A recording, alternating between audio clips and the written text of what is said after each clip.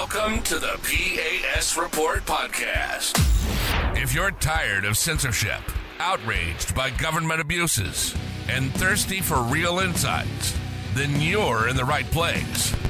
Get ready, because here, the fight for freedom never ends. Here's your host, Professor Nick Giordano. What's up, everyone? Welcome to the P.A.S. Report podcast. This is your host, Nick Giordano. I'm glad you joined me today. Make sure you follow and subscribe to the podcast so you never miss an episode. Also, visit the P.A.S. Report website, pasreport.com, and share this episode with your family and your friends. It's important that they stay informed about what's going on. And if you haven't had a chance to check out the America's Founding series, I suggest you do. I just dropped the second episode of this series. I dropped it last Thursday. I focused on Crispus Attucks. Remarkable, fascinating story. It's one you certainly want to hear, so check it out. And I got a great episode lined up for this Thursday. I'm not going to tell you who the person is, but it's a little-known founding father that had a profound impact on our country, especially our Constitution. Trust me, you're not going to want to miss this. So make sure you keep it tuned here at the PAS Report podcast so you don't miss it. And getting to today, you have people still talking about Trump and administration officials using the Signal messaging app in order to discuss sensitive topics, sensitive information when it pertains to military strikes on terrorist organizations. You have some people that deemed it Signalgate. Democrats are hoping that this is the thing that begins to turn their party, allow their party to recapture the narrative, but that's not going to happen. And I spoke to George Hill, someone whose analysis I deeply respect, and he cautioned that there may be more than meets the eye here. I'm going to have him on to discuss this. We're trying to work out a date, but his explanation is the one that makes the greatest sense to me. It's probably one of the most thoughtful that I've heard so far being pushed out there, so hopefully I get him on. In any event, I'll let you know when he's coming. For today, I want to talk about the nonprofit scam because billions of our tax dollars are flowing into these so-called nonprofits. And it's important to look at what these nonprofits do and what they don't do, especially the ones that portray themselves as charities, that they're there to fill a void, that they're serving a need within our society. You know, when we think of nonprofit organizations or charities, we think of selfless organizations doing critical work, thankless work, feeding the hungry, helping the homeless, responding to natural disasters, supporting our veterans, protecting victims of domestic abuse. That's the image that goes through our mind. And we carry the image of soup kitchens and providing shelter to those that are in need. Those are noble endeavors, and we need to continue that. But something sinister has happened over the years. Something very sinister. And to be fair, before I start beating up the nonprofits, you still have many exceptional nonprofits that do incredible work. There are countless dedicated people out there who are on the front lines, who genuinely care about helping other people, genuinely care about helping those less fortunate, and they deserve our respect, our gratitude, and our support. You know, I give to certain charities, and I always make sure that the charities I give to, the money actually flows to the cause that they represent, that the people that are running these charities aren't taking these exorbitant salaries and enriching themselves. Because there is an uglier side to this, a side that we can no longer ignore, especially as our tax dollars are going to fund these nonprofit organizations. You know, there are some nonprofits out there that have quietly evolved into something else, something far more complex and, frankly, far more corrupt, because what was once a network of grassroots efforts at the local level, driven by the idea of public service and goodwill, has now ballooned into a multi-billion-dollar industry. And in many ways, it's become nothing more than a sophisticated scheme to funnel money and enrich others. Our tax dollars are being funneled into the hands of political allies, the elites out there, former government officials, those who are well-connected insiders, and even family members of sitting lawmakers. And frankly, it's disgusting. You have other nonprofits that have become vehicles just to push a political agenda under the guise of charity. And the worst part, there's almost no accountability to these organizations. These organizations rake in taxpayer money And they're operating within the shadows with no transparency and no one scrutinizing them. But that's changing. We are seeing certain cases where information is coming to light. And that's what I want to talk about in this episode. But you also have cases where it's not about cronies and political elites. It's not about politics. It's the nonprofit world itself. We used to call philanthropy, it used to have a noble cause to it, but it's become incredibly lucrative. Remember when philanthropy meant that people are going to sacrifice for the greater good? They're going to sacrifice for a particular cause, giving generously, making an impact, serving others. That's gone away. That's largely disappeared. Today, it's about making bank. It's about making money. And I'll just give you just a couple examples of some of these major charities out there. You have the CEO of the Red Cross that makes over $780,000 a year. You have the CEO of Feeding America that's pulling in nearly $1 million a year, $970,000 annually. If you look at Catholic Charities USA, now Catholic Charities, frontline on the open border situation, they were the ones receiving billions in government dollars. Well, the executive compensation package for a lot of members of Catholic Charities is pretty damn high. It's over $200,000 in some cases. And John Fawcett talked about that 2 weeks ago on this show. Check out that episode. The average executive compensation in Catholic Charities is $238,000. It's a Catholic charity. They're not supposed to be making that type of money. I donate to Cross Catholic Outreach. They do phenomenal work. They actually help people around the world that are actually living in destitution. We may see poverty. We may think we know poverty. But in the United States, you don't see actual destitution. And it's noble cause, and they give all the money goes to the cause, or most of it goes to the cause, not administrative BS. But I want you to ask yourselves, when we're looking at nonprofits like the Red Cross or Feeding America or Catholic Charities USA, are these executives really supposed to be making this amount of money? I mean, it's a little obscene. Red Cross will come out and say, oh, no, it's only a couple percentage points.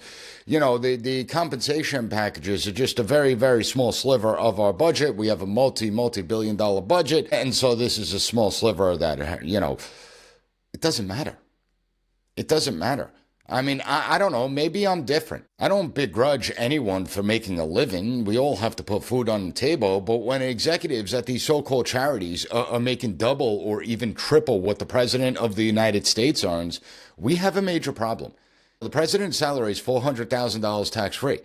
But the president is responsible for over 350 million Americans. The president's responsible for 50 states and several territories. The president is responsible for the 3 million person federal workforce. And then you have these charitable organizations that are paying salaries that are double and triple that. That's not what it's supposed to be. The charities were never meant to be high-rolling positions, and yet that's exactly what has happened to a lot of charities. That's exactly what they become. They're lucrative elite gigs. And the worst part is that some of them are supported by your tax dollars. How many tax dollars has Feeding America received or the Red Cross received? So they're receiving taxpayer money from you and I as they're paying their CEOs hundreds and hundreds and hundreds of thousands of dollars.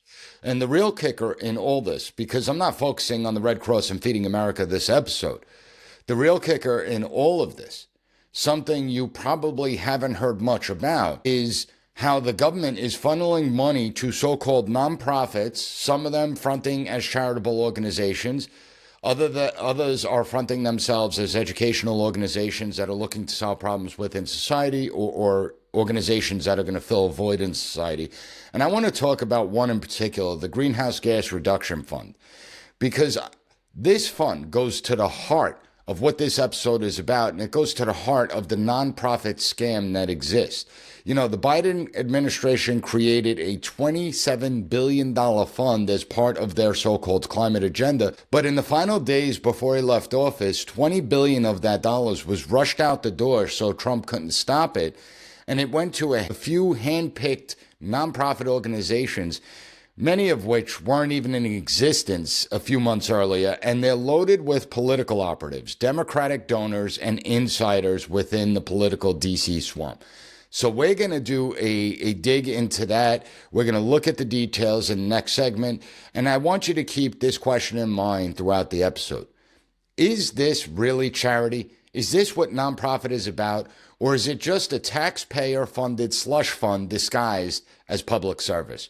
So keep that in mind. Now that we've exposed the myth of the modern-day nonprofit, that it's looking to fill a void out there, bring value to our society, we have to look into some of these egregious abuses of power that have come to light over the course of the last month. And I pointed out the Greenhouse Gas Reduction Fund because this organization, it serves as the best real-world example for what I'm talking about.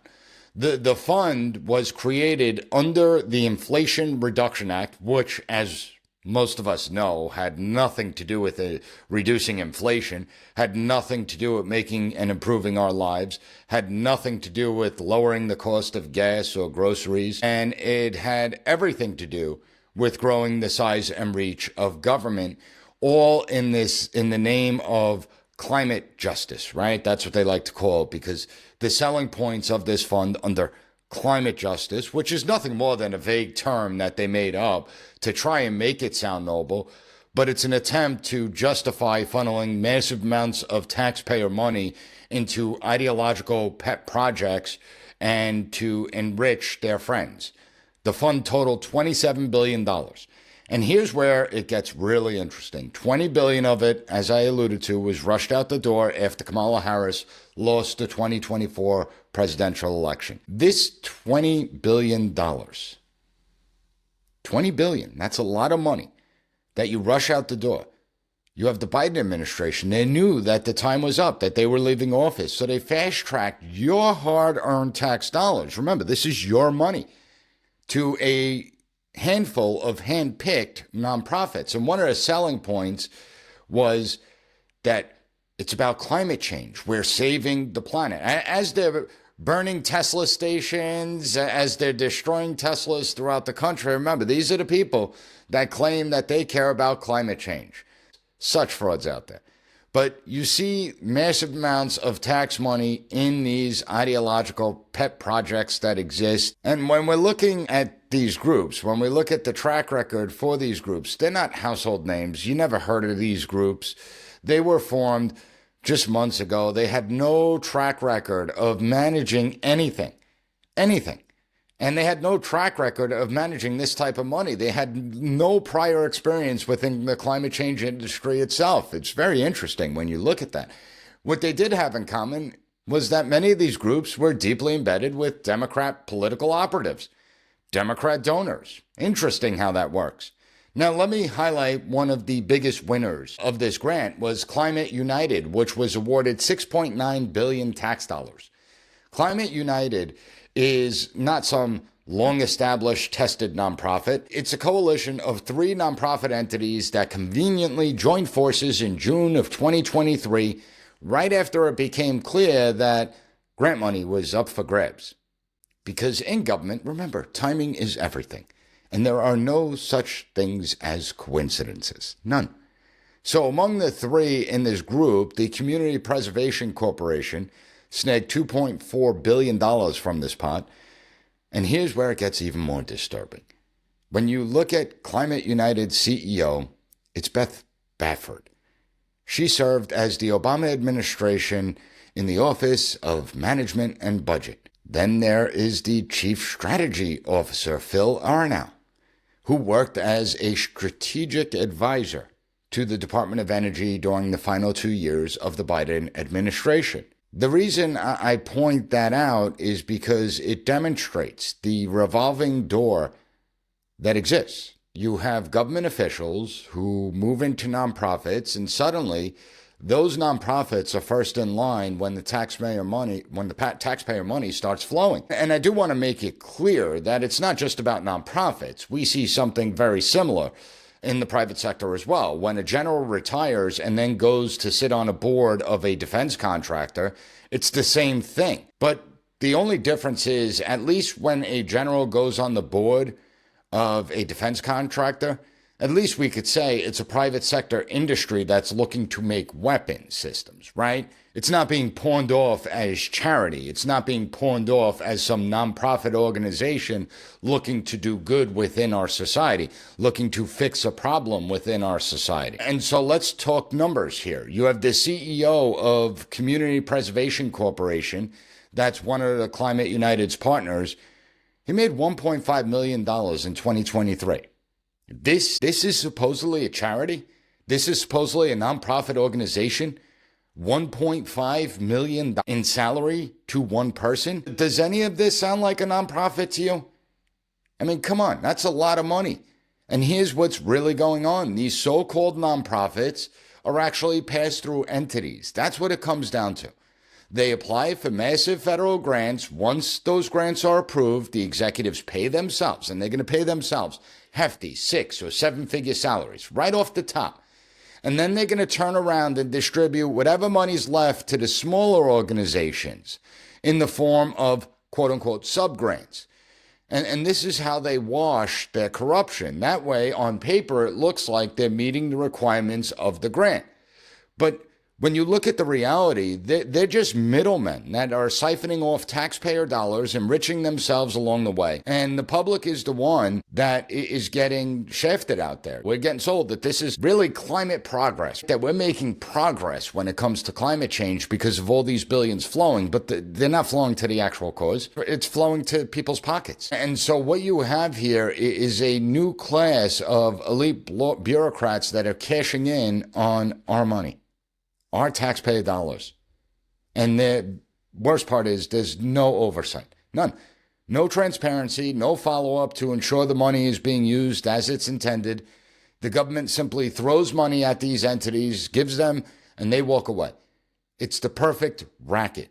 And they're going to say, well, no, it's about protecting the climate. It's about educating our children. It's about fixing a problem in our society. I disagree. That's not what it's about. Because what I see is legalized theft of our money. That's the way I look at it. And so where is our money really going? It's a grift, enriching people. And I used one example, and I want to reiterate that. I only used one example. Think about how many more examples exist out there, and billions of taxpayer dollars are being funneled to these scam organizations, to ones that are politically connected, and there's no oversight over this. And this has been going on for a long time. It's not like this just emerged, and I do want to make that clear. It's not like this just emerged under the Biden administration. This has been going on for decades, and the problem has metastasized. It's only gotten worse. But when we're looking at modern day, I mean, everything's about the politically connected, and you have them making all this money, hundreds of thousands of dollars. But it's not just about the corruption and enriching people. It's not just about rewarding friends and cronies with taxpayer money. It goes deeper than that. It's about how that money is being used to target you or to push a political agenda. Yes, these nonprofits enrich the politically connected, but they also advance highly ideological agendas that are increasingly hostile to the American people and hostile to dissent, an agenda that promotes government overreach and censorship, re-engineering our society, and it's all done under the banner of either climate justice or social justice or diversity, equity, inclusion. It's about using your money to fundamentally reshape our society, to fundamentally transform our society. Sounds familiar, doesn't it? And let's take this Power Forward Communities organization, which was awarded $2 billion. It's a coalition of 5 nonprofit groups, including Rewiring America, Enterprise Community Partners, the United Way, Habitat for Humanity. And on paper, it sounds great, right? And you start to investigate these organizations. Take Rewiring America, for instance. It was formed in August of 2023, just weeks after the grant window for climate change grants opened. It was awarded nearly $490 million. $490 million. And what's its goal? Well, its goal is to replace fossil-fueled powered appliances in your home with electric ones. Climate equity, they call it. The more interesting part of this group is that Stacey Abrams is the special counsel. She served as the lawyer of this group. And I'd like to know how much she got paid for that. And what did she actually do as special counsel to this group? And then the CEO of this group was an Obama White House alum who donated thousands of dollars to Kamala Harris's campaign. So this has nothing to do with efficiency. This is about controlling what you use to cook your food. It's actually insulting because we, the taxpayers, are giving these monies organizations. They're paying themselves enormous sums of money from us, and then they dictate to us how we should live our lives. You look at the Coalition for Green Capital, awarded $5 billion. $5 billion. Despite reporting that they only have $2.4 million in total expenditures. Its CEOs, Richard Kaufman, donated over $600,000 to Democrats since 2020. That's interesting. Served as Emperor Cuomo's energy czar, and its board includes both Biden appointees and former Obama officials. This isn't a charity. These are political operatives. It just gets worse and worse. You know, this money, it's just being used to push an agenda. It's being used to fund the very institutions that are working to suppress your voices, to censor your views, control your thoughts. And we see the alliance between nonprofits, government agencies, and academic elites. We see how this has become one of the greatest threats to free speech and individual liberty in America. And I've written several articles about this. You can check it out on the Fox News website, where we see this coordinated effort to outsource government censorship to nonprofit groups, university disinformation labs, right, that have been built up. You have groups like the Southern Poverty Law Center. Their efforts include flagging posts, social media posts. They want to create blacklists of media outlets, brand any dissenting voices as radical extremists. Worst of all, some of these academic institutions are developing tools to silence and censor you, the American people, to silence Americans. Just think the University of Wisconsin and its course correct program. Your tax dollars are funding that. And they call it civic integrity, right? And they always put nice words on this, just like they call climate justice, civic integrity. But what is it really about? Well, it's about authoritarianism. That's what it is. It's the build out of soft authoritarian apparatus, and they want to cloak it in moral language, because these are the people that truly believe they're the moral holy warriors of the 21st century. It's all designed to silence you or surveil you, fundamentally alter our society and the values within it that have made our country an exceptional nation. And you haven't consented to any of these things. But look at how these nonprofits describe their missions. They want to rewire communities for equity, combat disinformation. Remember, Pete Buttigieg, racist roadways. They're all sanitized phrases, all poll-tested slogans, but they're government-funded ideological enforcement programs. That's what it's really about. It's not about helping the poor, let's be honest. It's about reprogramming society and ensuring that only their view prevails. Only one agenda is allowed to thrive, and that's their agenda. And while they're busy doing all of this, they're also getting rich off of it too. And I want to bring in one more example that I think is really important, because you have elected officials. Senator Sheldon Whitehouse, his wife Sandra, received nearly $2.7 million from a nonprofit called Ocean Conservancy. It was directly to her and a consulting firm. Ocean Conservancy receiving over $14 million in federal grants, including a $5.2 million grant funded through a bipartisan infrastructure law, which Senator Whitehouse voted for. Another grant came from the EPA, again funded by legislation that Sheldon Whitehouse supported. So let's break this down. A U.S. senator votes to approve taxpayer funding. The government awards a grant to a nonprofit. That nonprofit pays his wife millions of dollars. Think I got it correct there. This isn't a conspiracy theory. This is a fact. The numbers are real, and this really happened. The names are real. The grants are real. Now, I'd like to know, did Sheldon Whitehouse explain to everyone on the Senate floor that there was a conflict of interest here? Did he alert the Democrat caucus of his wife and her position? I think that's a fair question to ask. And listen, I'm not just picking on Sheldon Whitehouse. There are probably a lot of senators that have their children on some of these corporate boards, on some of these nonprofit boards. And so this is a widespread problem. But there are some in power, some people in power, that are attempting to shine a spotlight on it, that are attempting to put an end to the grift that we're seeing.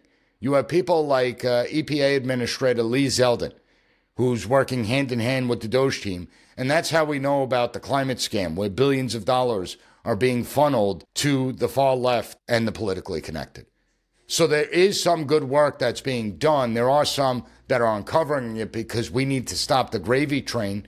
We need to stop this gravy train of our tax dollars going to political elites and ideological agendas. But it's amazing because when they uncover these things, it's not like, you have Democrats and Republicans coming out and saying, wow, we really need to clean this mess up. We need to stop this from happening. Instead, you see an organized and coordinated effort to try and destroy Doge and the people that work on Doge, to try and destroy Elon Musk, to try and destroy Lee Zeldin. It really is interesting to watch. And I want to talk about how we break this cycle, because we have to. Enough is enough. So let's bring this full circle, because what we've exposed in this episode isn't charity. It's not nonprofits. It's not to fill a void or help those in need. It's a political racket, a taxpayer-funded scheme masquerading as altruism. We've seen how billions of dollars have been handed to politically connected individuals, politically connected nonprofits, many from former administration officials, political donors, activist insiders. These groups aren't out there feeding the poor. They're not housing the homeless. They're not helping victims of domestic abuse.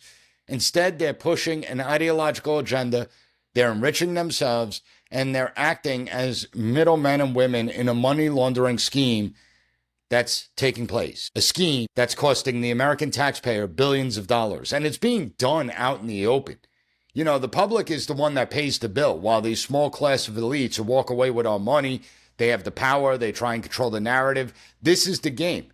And it's played out in plain sight. I mean, frankly, I think that this is probably one of the biggest stories of our lifetime, and it deserves the full force of investigative journalism. I mean, it's tailor-made for a major outlet with the resources, the capabilities, the research teams, and the funding to track where this money goes, who's really benefiting from it, how deep the rock goes. Because I will guarantee you that what I talked about today is just the tip of the iceberg. I wish I had the time, the staff, and the access to pour through every grant the government issues, every contract that's awarded, every nonprofit that is on the receiving end of your hard-earned tax dollars, and every nonprofit that then transfers the money to these subgrants. I'm just one person, but I believe that the truth matters. And I will bet that this game is played on both sides of the aisle. I know I focused on Democrats, but it doesn't mean that we can't call them out, regardless if they are Democrats or Republicans. There should be zero tolerance for any public official who uses their power and influence to enrich themselves, their families, their friends, and our tax dollars should not be used to fuel political agendas. I would bet any of you Democrat listeners out there would not like it if your tax dollars were being used to fund conservative causes and issues. You would be up in arms about that. Well, this is no different, and all of us can demand oversight. All of us could demand transparency and reform. But we also have to demand accountability as well. If there's any criminality involved, we need those people to be investigated and prosecuted to the fullest extent of the law. Every single one of you needs to contact your elected officials and ask them the tough questions. Where is this money going? Who's profiting from it? Why aren't these nonprofits being audited and investigated? Why isn't Congress doing its job of oversight, holding congressional hearings about this issue? I mean, I think that it's really important, and we got to get the message out there. Share this episode. If this episode opened your eyes, it's going to open up someone else's eyes as well. And the only way to break this cycle is to expose it and make sure more Americans know what's happening with their tax dollars. At the end of the day, this isn't just about waste. It's about power. It's about how the government is using so-called nonprofits to enrich its allies, to silence its critics, to reshape our country. It's not what nonprofits were designed to do. Nonprofits weren't meant to receive billions of dollars in government funding. It really is sad. And we need more answers. So if you found this episode informative, please take 30 seconds to write a good review on Apple Podcasts and Spotify and give the P.A.S. Report podcast a 5-star rating. I want to thank you for joining me. I have a great interview lined up for Wednesday, and I have a great episode of the America's Founding series for Thursday. So you're not going to want to miss those. Make sure that you subscribe and follow the podcast and tune into those episodes. Thank you for listening to the P.A.S. Report. Don't forget to rate, share, and hit that subscribe button. That way you'll never miss an episode. For more exclusive content and updates, visit us at PASreport.com and follow Professor Giordano on all social media platforms at P.A.S. Report.